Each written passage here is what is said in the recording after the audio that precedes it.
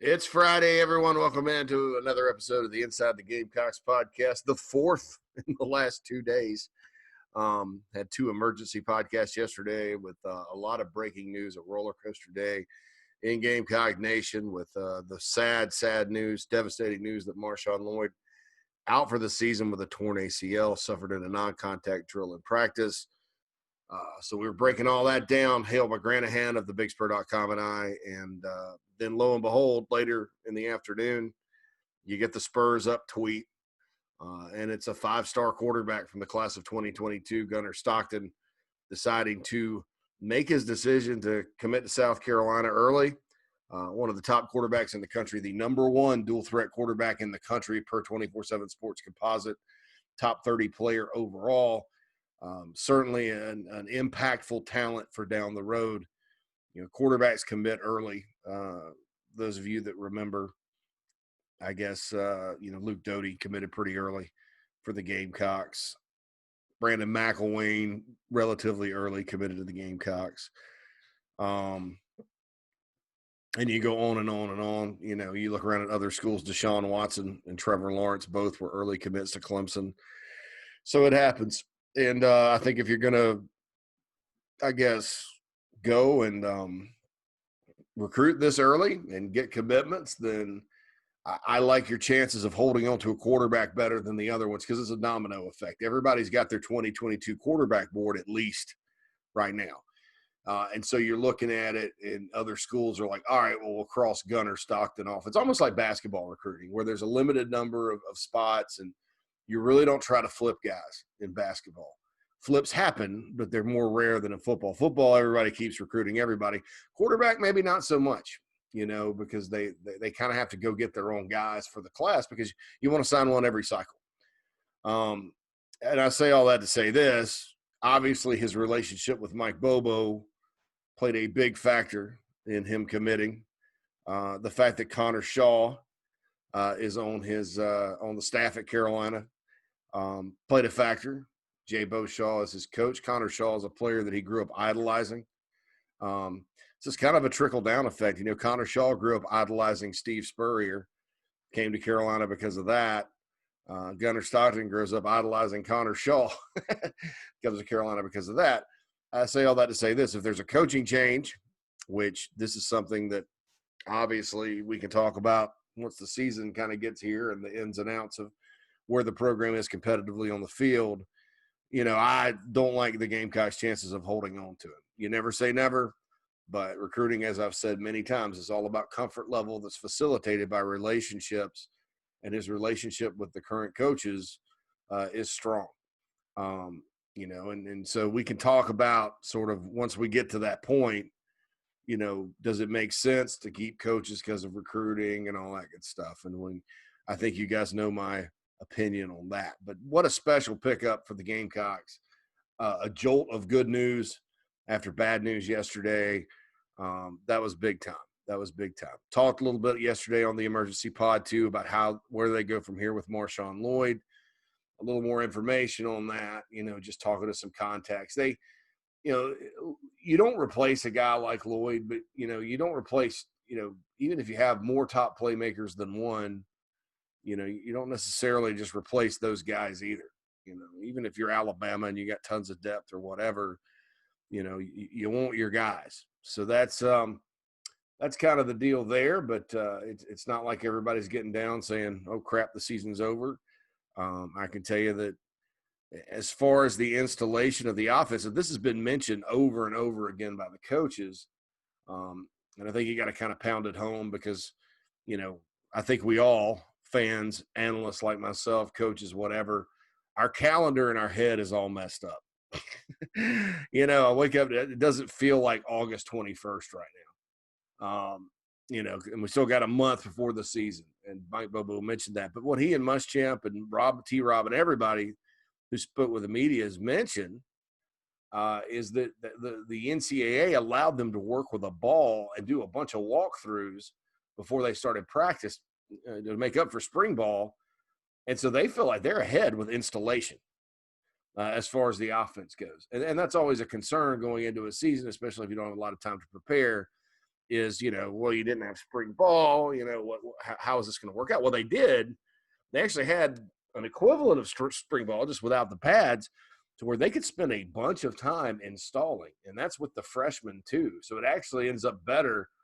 I think the coaches kind of like this better than maybe the normal schedule. So, by the way, Florida's players that were going to opt out, opting back in right now. Zach Carter's back in. Trevon Grimes is back in. They expect Kadarius Toney to opt back in. Maybe the other one won't, Hammond. But looks like yet again Florida will sneak past a potential offseason crisis and have their full allotment of guys when the Gamecocks go down to the Swamp in week 2. I don't know the Gamecocks can't go down there and win, to be honest, even if they are at full strength. Carolina's competed with them very well the last 2 years. I don't think anybody at Florida is talking about the South Carolina game and having that circled. I think they got bigger fish to fry. So we will see. We will see what happens, especially if Carolina beats Tennessee in the opener. Look out. I think that could get really interesting. Not predicting a victory right now, but I do think it could get interesting. And, people want to talk about how to find your way back to relevance. So, maybe Gunnar Stockton is joined by some other, national type talent, elite talent.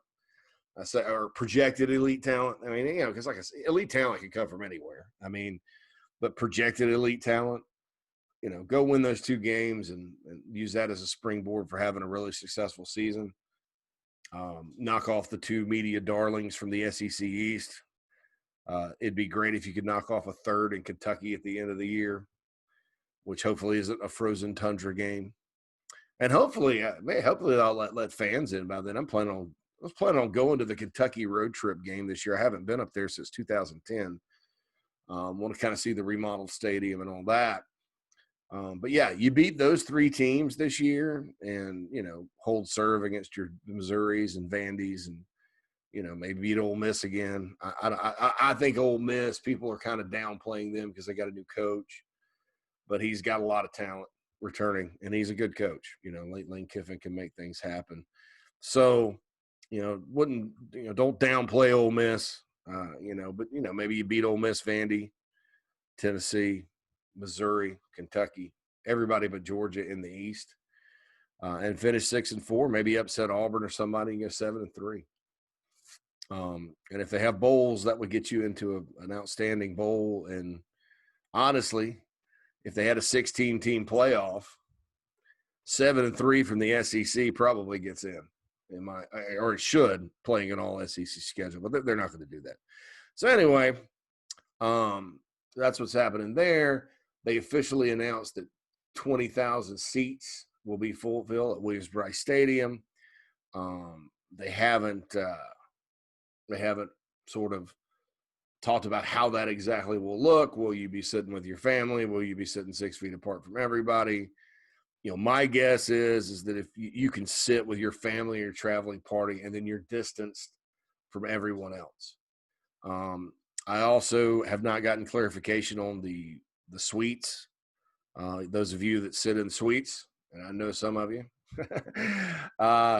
about what exactly will happen there. The rumor is that they're going to be kind of exempt, but you're going to have temperature screenings and all that, and they're going to expect you to be responsible enough not to come to the game sick, because that is tight quarters up there in those suites.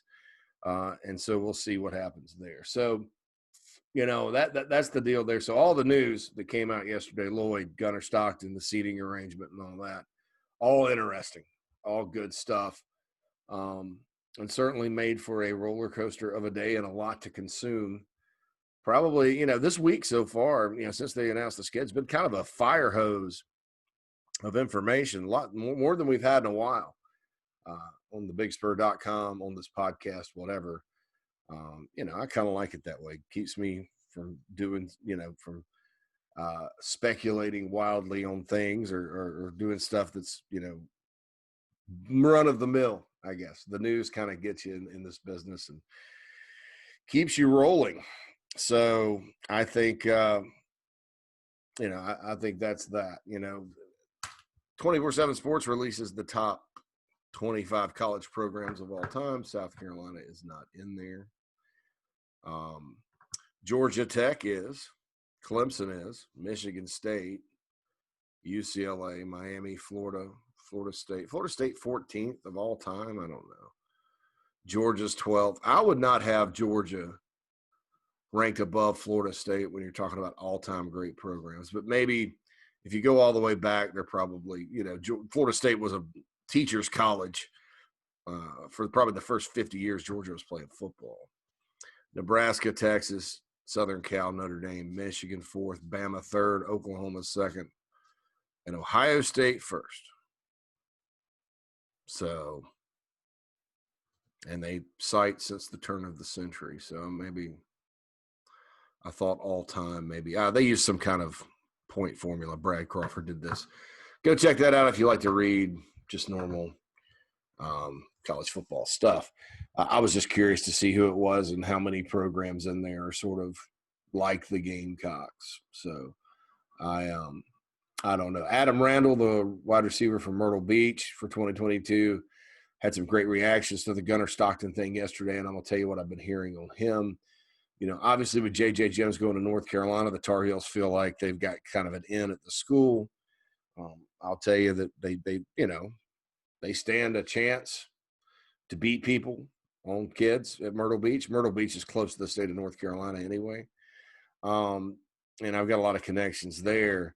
But I'll also tell you this. Don't just assume that it's normal. I mean, Tennessee has done a good job with this kid. A good source told me Tennessee's done a good job with this kid. Now, South Carolina, right there, in good shape. Gunnar Stockton only helps. And Randall is a guy that, in state-wise, they were kind of – with J.J. Jones, they were kind of lukewarm, I guess. They finally offered him. For whatever reason, they weren't all that fired up about him. Randall is not. Randall got an offer.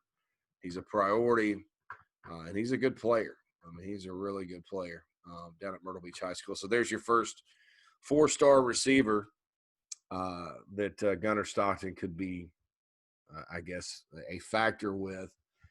If you look at his tweets and his Twitter last night, when John Whittle on the Big Spur put together a great reaction piece off of social media. And I'm not a big fan of those pieces, but Whittle's last night was good because it had a lot of different perspectives, a lot of people you don't hear from that often about South Carolina. And so I thought that it was a really good piece. Go check it out on thebigspur.com. You can join cheaply right now, VIP subscription, take you all the way through preseason camp and all the way through the season. Excited about what's going on there, excited about the podcast, excited about some other things that we're going to be doing, including, some video stuff in conjunction with the site and the podcast, more emergency pods. It's going to be your home for Gamecock athletics on the internet, in the podcast sphere here moving forward. So appreciate all of you tuning in for that and listening to what I have to say. I appreciate you caring about that. That's always flattering as I get another spam phone call into my cell phone. Hey, you guys notice that these days? You get like all these weird numbers pop up. I had one from Alaska call me the other day. Would you like to subscribe? I'm like, oh my God. So anyway, they pop up. I usually turn most of them down. All right. So I promised you a mailbag, and you're getting a mailbag. I promised that. You had several questions that came in from the email address, which is insidethegamecocks@gmail.com. Didn't have any on Twitter, so that's okay. It's no problem. Twitter's Twitter, and we'll get that going pretty soon. So, all right. So we will roll with the questions, I guess, because it's a mailbag. Mailbag. You guys remember that from the Locked on the Gamecocks podcast? Mailbag. I'm probably not going to use that sound here. I need a mailbag sound, though. I'll figure it out over the weekend. All right, so the first question comes in the Inside the Gamecocks mailbag. First question ever comes in from Mark. Who do you see ultimately taking the starting quarterback job? Could you see both starting at different points of the season, not including injuries? Well, your second part of your question first, Mark. I think that would be bad. Unless it's like the unorthodox way thing where they're both the same when they just kind of take turns and rotate. But the old saying is, if you don't have a starting quarterback, you don't have any. If you have two starting quarterbacks, you don't have any. And so, not including injuries, I don't know. I guess I could see it, but I think that would mean things are not going well. In other words, one starts out, things are not going well. They want to give you a boost, so they throw somebody else in there to see if they can turn it around. So under that scenario, which would be bad, like Ghostbusters. What do you mean bad, Ray? Or Vinkman. Was it Vinkman that said that would be bad? I'm all fuzzy on this good and bad thing. Yeah, that's what that was the line from Ghostbusters. By the way, the Ghostbusters Next Generation movie got punted because of COVID, which is yet another long list of the things that stink like a bag of poop because of this pandemic. But still looking forward to seeing it. Ghostbusters Afterlife, it's what it's called. It's about Vinkman's grandson. It has Ecto-1 and all that. Probably much better than the Ghostbusters reboot with the female cast. And no, it's not because it was just a female cast. It was a crappy movie. And I wish we could say that now, that it's just a crappy movie, without people thinking it's just because it's a female cast, isn't it? No, that's not true. I thought it sucked. But I thought the remake of Point Break, I think whoever decided to remake Point Break, and if you listen to the intro of the show, you know I kind of like that movie, probably should be fired from their job. Just saying. Sorry for getting on. I got off on a tangent there. I apologize. It's Friday. I've done a million podcasts this week. Anyway. So to your point, Mark, could you see both Hilinski and Hill starting at different points of the season, not including injuries? If it's like that, it could be really bad, because that means one's not performing. They both are just kind of so just throw one out there. You need somebody to take the job, But could I see it? Absolutely. It's the Gamecocks. I could definitely see it happening. Who do I see ultimately taking the starting job? I'm very close to 50-50, and I would lean towards Colin Hill simply because of things I've been told. It is not my opinion that Colin Hill is, a vastly superior quarterback to Ryan Hilinski, although because I have the information, I've been trying to kind of prepare you guys for the possibility that Colin Hill's your starter, because everybody just sort of penciled Ryan in. I'm not sitting there. In my opinion, I think they're kind of similar. There's some things I like about Hill, some things I like about Hilinski. Hilinski and Hill both have strong arms. I think to me, it would just come down to who runs the offense better, who's more talented, raw talent-wise. Out of high school, it was probably Hilinski, but a lot of people missed on Hill because, they just, for whatever reason, didn't roll through Norman and like him. I remember at the Shrine Bowl, when he was at the Shrine Bowl, I thought, this kid's going to be great. He's going to be a lot better than Colorado State. But yeah, you'd have to give the edge to Hilinski in that situation as a high school quarterback. So I would lean towards Colin Hill based on what I've been heard. What I've been heard. Come on, JC. Been heard. Based on what I've been told. And, until I hear different, that would be where I would lean. But it's a battle. And Mike Bobo, in meeting with the media yesterday, mentioned, hey, these guys are both taking first team reps. They rotate day by day. That's kind of the way you do a quarterback battle when you have guys competing. And eventually they'll name a starter. So, leaning towards Hill right now. But, I think the scrimmage in practice 9, as Will Muschamp likes to say, that's going to make for some separation. And then you'll probably have one guy take a little more reps than the other. Depending on who's ahead. So that's my take right now. It's going to be really fascinating to watch it unfold. I'm thankful that there's that big of an intriguing storyline in fall camp. I don't know that I expected it. And I think at the end of the day, South Carolina can't lose because here's the thing about it. If Colin Hill wins the job, that means he's better than Ryan Hilinski right now. And that means the Gamecocks upgrade at quarterback because Hilinski was obviously the starter last year. If Ryan Hilinski wins the job, that means Ryan Hilinski's gotten a lot better since last year because last year's Ryan Hilinski would not have any chance of beating Colin Hill out. And rightfully so as a true freshman versus a guy that's, played some games. And so if he wins the job, that means he's gotten a lot better. So either way, the Gamecocks upgrade over last year at quarterback, which quarterback, when you talk about list of issues last year, I don't know that it was at the top of the list. I think it was more of an issue than people think because of Ryan's stats, which were not ugly.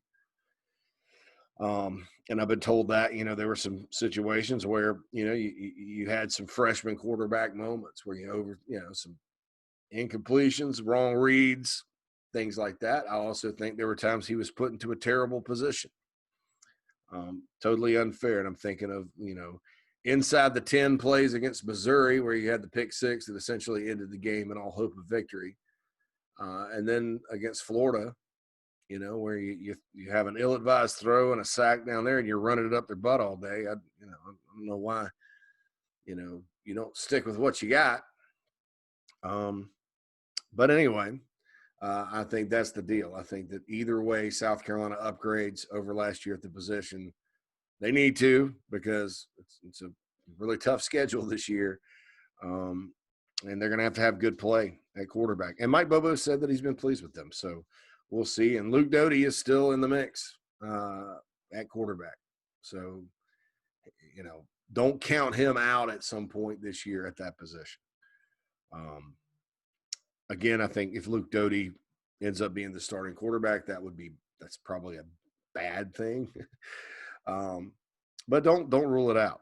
Don't rule it out. All right, this next question comes in from Susan. What are your thoughts about J.C. Horn at punt returner? He's our best corner, and I'm worried about him getting hurt. Well, I know everybody does that, and we all kind of go and, well, can't some backup return kicks? Or it's great to have a kick specialist, kick return specialist and all that like they do in the NFL. But if you think about it, the guys that are actually like fielding punts and fielding kickoffs, like Deebo Samuel got hurt a lot at South Carolina, but never once was he hurt on a kickoff return. Brian Edwards, dinged up from time to time. I don't remember that happening because he was the punt returner. Jamie Robinson was a guy people were talking about maybe taking the spot.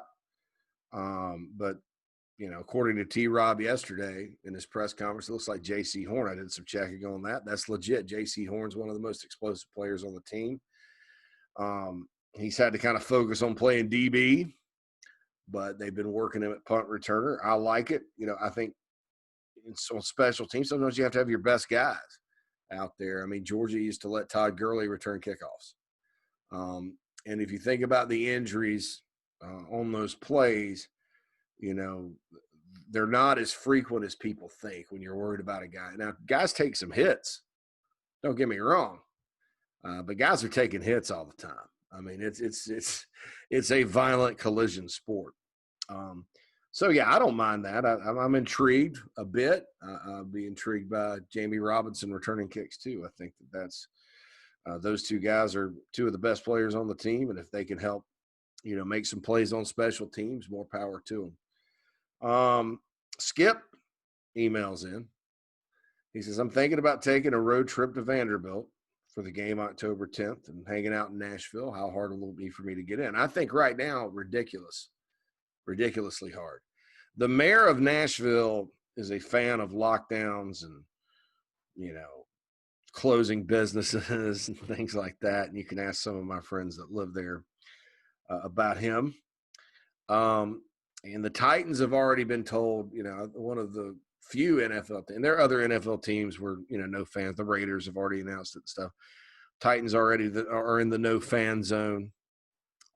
the Nashville soccer team, professional soccer teams in the no fan zone. They've already been told, no fans. And then Vandy will probably be heading in that direction shortly. Now, they had a COVID outbreak at Vandy and had to pause practice. So, take that for what it's worth. But I just, by October 10th, will Nashville be able to open? I mean, yeah, I think eventually up there, the Titans are going to have fans, and they're going to start pushing for it, because that mayor's kind of on an island if you want to talk about policy and things of that nature. So right now I would not advise booking a trip to Nashville for the Vanderbilt road game. Now, if that changes, certainly it's a great trip. It is a lot of fun to go to Nashville. I used to live there 7 years, miss it a lot every day. It's a great place. People are nice. There's lots to do. And usually the Gamecocks win, at Vandy. They usually tear it up there. So it's a nice way to go up there and have fun, watch a game, not get your heart torn out by the Gamecocks, and enjoy one of the greatest cities in all of the United States. So I would recommend it, but I just, based on what I've heard, I mean, I think you'd have a hard time getting in the game. Now, you could rent a hotel room in the Vanderbilt Marriott and watch the game from the room, because it overlooks the stadium. There's no balcony, so you couldn't cheer. There's another hotel near there where you could probably watch it. But anyway, that would be an option, but that's only for diehards. I could see it now if you had a balcony and you had a Gamecock, somebody's up there drinking beer and got their shirt off or whatever, and I guess October in Tennessee probably wouldn't, but waving a towel, yelling. People are probably over at the stadium with no fans, going, who's that jerk up there in the hotel? It's like the Major League 2 guy, Randy Quaid, the vile thing. So anyway, hope you get to go to Nashville at some point, Skip. It's not it's not bad. Philip emails in, do you think Gunnar Stockton will help us recruit in the class of 2022? Yeah, and hey, it could potentially help in 2021 as well, because he's on a 7-on-7 team with a lot of guys that are 2021s. Maybe he could talk, if there's a receiver out there or somebody, maybe he could talk to them. The Gamecocks probably would not turn down a great receiver at this point, but like I said, anytime if you're going to get a high profile guy and you're going to want him to help you recruit this early, it's hard to do when it's a running back defensive. Those guys flip a lot more, frequently than quarterbacks. Get a quarterback, because they're the heart and soul of the team. It's the most important position on the field. So I do think it's going to help recruiting. I think what would help recruiting more would be for the Gamecocks to, and we talked about this in the episode earlier this week about relevance, to get more relevant. It's amazing to me Will Muschamp and his staff are doing what they're doing without the relevance, with South Carolina sort of being an afterthought these days. And that comes down to working relationships. And that's why when people scoff at the ice to Eskimos thing, I don't know what the heck they expected. Like I said, you got to get, to one level before you can get to another. The only program in the country for the last 20, 30 years that's gone from division hopeful to national championship winner that did not have a ton of tradition is Clemson. Now, Clemson did win an 81 national title, but that was, John Heisman coached there. Frank Howard had some good teams. They were never national championship contenders. Danny Ford won it, and they had some good years after that. Then they went away for 20 years. They didn't even win the ACC. That's not a traditional power, because like Southern Cal's down. Tennessee's been down for over a decade. You look around and so Tennessee's, Florida State, sort of in the wilderness right now. Those programs will all be back at some point. LSU was a national power in the 50s. They went in the wilderness for 2-3 decades before they came back. Clemson, even though they did win the one national title, they're kind of like historically more like BYU. I mean, they've been the big dogs in the ACC a lot, not all the time. Good, respectful program with a lot of tradition. Nothing like they are now. Nothing like they are now. Nothing like they are now. And so that's the only example, of a team that's gone from where they were at. Think back to 1998, Clemson sitting there at 3-8. They fired Tommy West and brought in Tommy Bowden. And then Bowden got them a little bit better, still couldn't win the ACC. So there's a slow ascension there. So if you think about it, that's the only program that's done this. And so I have to use them, no matter how much it hurts you guys, as a reference point. And what Clemson did was they broke through. Think about the 2009 team that did get its butt whipped by Carolina with C.J. Spiller and all those guys. The energy that got injected into that program from going to the ACC championship game in Dabo's first full year, it carried over on the recruiting trail, because the next year was their worst team, 6-7, lost to Carolina, lost to and at that point, Carolina people had to be feeling pretty well. And, not to mention that was the second of 5 straight wins in that series. But they had a bad year, but then they went out and signed guys like Sammy Watkins, switched offenses. And then the next year they won the first ACC title in 20 years. They go to the Peach Bowl the next year, beat LSU. They go to the Orange Bowl, beat Ohio State. The next year they sort of took a dip after Boyd left because they were working Watson in. Watson gets hurt. Cole Stout was not ideal. But then they go whip Oklahoma. They had the number 1 defense in the country, whipped Oklahoma in the Tangerine Bowl in Orlando. And that propelled them to the 2015 year where they made the run. 2016, they won it all. And if you look at their recruiting, they weren't recruiting like they are now back then. They would go and it kind of be like when Carolina gets a 5-star these days. Oh, wow, how'd they get that guy? And then they made good evaluations and they put guys in place and they celebrated their accomplishments when they're walking up the ladder, every step of the way. I still remember there was a video. They talked about knocking off big time programs. And one of the games they highlighted was a 7-point win over Auburn. And that Auburn team, even though it was a season opener at that time, but that Auburn team ended up going 3-9 and winless in the SEC. But, sometimes you got to just celebrate. Hey, people talk about our schedule all the time. Well, hey, we beat Auburn, we beat LSU, we beat Florida State or Ohio State, we beat Georgia. And they just had a plan and they kept believing in it. So that's the only blueprint that you see. Now, could there be another one? I don't know. How did LSU go from, elite program that wins most years, but isn't really a championship contender, to what they simply just redesigned their offense. For some programs, it's that easy. I mean,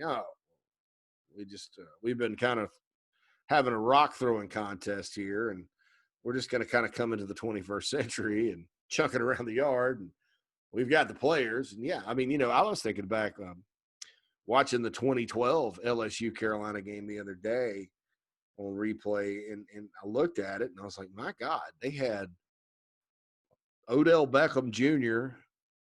and Jarvis Landry as their starting wideouts. And they're in the eye playing smash mouth football. Now it worked, but wow, so that's what LSU did. So if Carolina went to that kind of offense, are they all of a sudden going to jump? I don't know. I don't think so. South Carolina doesn't have the personnel that LSU does. So that's the thing.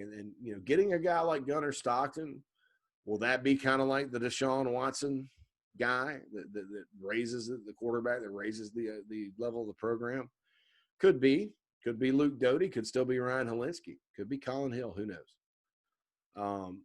But that's what you want to do on paper. It absolutely is get Gunnar Stockton, and it absolutely is going to make an impact on recruiting. Do you agree? This comes in from James. and this is the final question.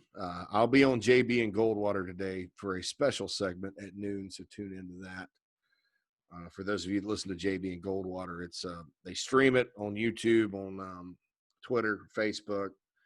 It's also available in podcast format, JB and Goldwater. It's the hot and happening show in the state of South Carolina. And I'm not just saying that because I'm on it. Those guys do a great job, but I got that at noon today. Mark Ryan is the host, on ESPN Upstate, where I used to have a show. Mark, I've known him for years. Good guy.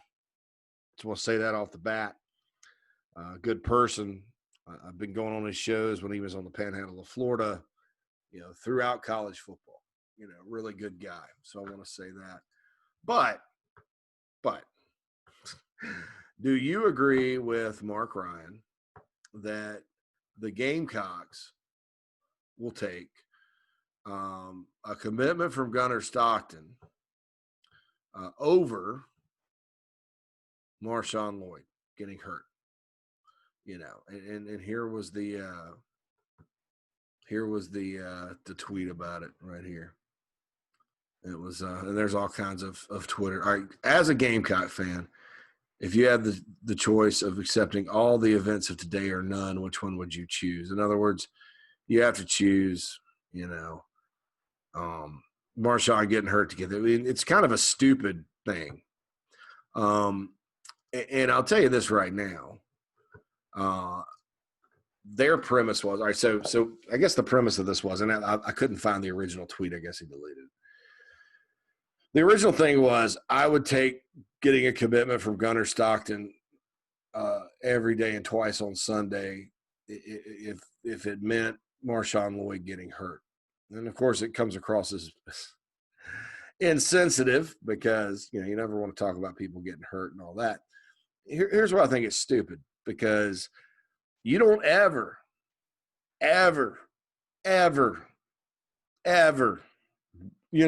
place recruiting 2 years down the road with a guy that's on your team now that's about to lace it up in 35 days.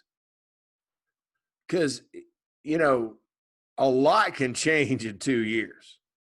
And God bless the star rating system, and I believe Gunnar Stockton is a 5-star quarterback, but that doesn't mean anything. Marshawn Lloyd has been in the program since January, kicking ass and taking names. Marshawn Lloyd, in a college practice, has, shown exactly what he's made of. Now, the pads never came on, but, Marshawn Lloyd would have helped Carolina win football games and made big plays against big-time teams this year. Gunnar Stockton is going to help with recruiting, and Gunnar Stockton is going to help them win games down the road. But under no circumstances would I take a 5-star 2022 quarterback right now over having Marshawn Lloyd on the roster this year. And it's not even really about, win right now. I mean, Marshawn Lloyd's a guy that, could help Carolina win. Hey, Marshawn Lloyd could end up playing with Gunnar Stockton, so it's probably going to end up being both. So it's kind of a dumb hypothetical. I don't know if Mark realized it was a 2022 kid. I think they're both, it would be better, obviously, if Marshawn Lloyd was not hurt. But if I had to take one or the other, Gunnar Stockton holds off on his commitment, but Marshawn Lloyd's not hurt. I'm taking Marshawn Lloyd and not even questioning it. And I don't think that anybody that understands football, and this is not to say Mark doesn't understand football. Don't go running to Twitter going, hey, JC said he didn't. I mean, don't do that. Please just leave me out of this. Because like I said, Mark's a good guy and a friend of mine. But I think that there's not a lot of thought that went into that other than service level, maybe let's stir the pot, that kind of thing. And look, that's his job to stir the pot. Me and GMAC, when we were on that show, Greg McKinney, we didn't stir the pot enough. Especially on social media. So I know in that building, his bosses and folks like that, they want kind of an edgy thing. Because they're having, they compete against the Clemson station that's just kind of all nuts and bolts Clemson stuff all the time. So, look, not mad at Mark Ryan about it. Do I agree with him, James? Absolutely not. I thought it was, asinine. But hey, I yammer here on a podcast every day. I got a college football podcast with Mike Morgan. I'm a guest on a lot of shows. I am positive that I yammer on and say some asinine stuff from time to time too. But that's asinine. I mean, well, you know, and if you said if your pick was Gunner Stockton, that's asinine as well, because if you're out there in listening land and you're like, oh, well, yeah, take Gunner Stockton. Step back, because you're putting way too much emphasis on recruiting. Recruiting's great. Don't get me wrong. I think Gamecock fans should be super fired up about Gunner Stockton. Super fired up. Super fired up. And it was a great piece of good news on a day that was just like, man, what else could happen? In a year where you're like, man, what else could happen? Somebody on the Big Spur message board wrote that the question was, are Gamecock fans part of a massive government-sponsored psychological experiment? I was like, sometimes I feel that way. You know, I'm like, yeah, you know. But anyway, that's the deal there. It's just, to me, there's no question. Marshawn Lloyd's here now in college. You know, you can worry about who the 2022 quarterback is in the long, you know, for, you know, down the road. I mean, you know, there's a season to play in 35 days, hopefully. I keep saying hopefully because I think there's some out there that have their fingers crossed that they still, you know, still end up letting them, you know, cancel because they want it to be canceled. From Bucknuts 24/7 in Chicago, Illinois, Big Ten parents from various schools are out there chanting, "Let us play, let us play," out in front of Big Ten headquarters in Chi-Town. I'm glad to see that. I think parents, when you're talking about their kids, they know best.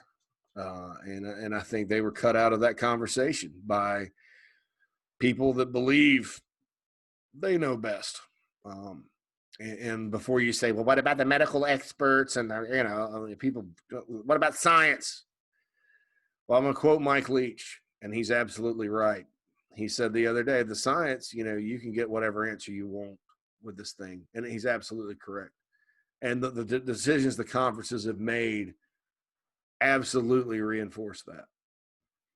And look, so I'm not going to get into all that today. That's if there's a lull in practice coverage or something and all that, we we can dive back into that. But that's the Big Ten, and let them figure it out. We're in the SEC, ACC, Big 12 triumvirate. Is that right? Is that a word? I'm screwing things up. See? Asinine statements, like I told you. All right, so that was the mailbag. Please send in mailbag questions. I will read them. I love them. I actually, it's not a live show, so I don't have a phone line. I may think about getting a phone line. Maybe you guys can call and leave in little, hey, man, what about or something like that. I'm worried I'd get some profane phone calls, though. That's why I don't do, like, Zoom calls with members, because I'm pretty sure I'd get, like, you know, there'd probably be something that was weird on there. Some haters out there, man. But yeah, it's inside the Gamecocks at gmail.com, or simply get on Twitter and tweet at us. Just go at the Big Spur Pod, and I'll read it right off Twitter, and we'll retweet it from our accounts and get you some followers and all that good stuff. So that's, if you have a Twitter ego, you know, tweet at us and we'll get you out there, get you some pub. Be sure to subscribe on iTunes. We're also on Spotify. We're also on the Stitcher podcasting app, Podbean, and some other things like that out there. Go rate us 5 stars in the iTunes store or whatever. I keep calling it iTunes, but I'm worried if I come off iTunes, folks, that, you know, you guys are all used to calling it iTunes too. The Apple podcast isn't going to, like, resonate, you know. So I want you to be sure you know where you go. If you're, I'll just say this: if you have an iPhone and your iPhone or iPad is where you normally listen to podcasts, it's just simply the podcasts app that's right there on that. And they call it Apple Pods now. So anyway, when you go and subscribe, and it's free, there's no pay on that. People are like, subscribe. I don't have any money. Yeah, there's no fee. Um, just go down to the reviews, rate it 5 stars, say I like this podcast, and that helps. In the Gamecock podcast ecosystem for this one, which is relatively new, to go up, and I would appreciate it. And also, I mentioned at the Big Spur Pod. That's our Twitter account.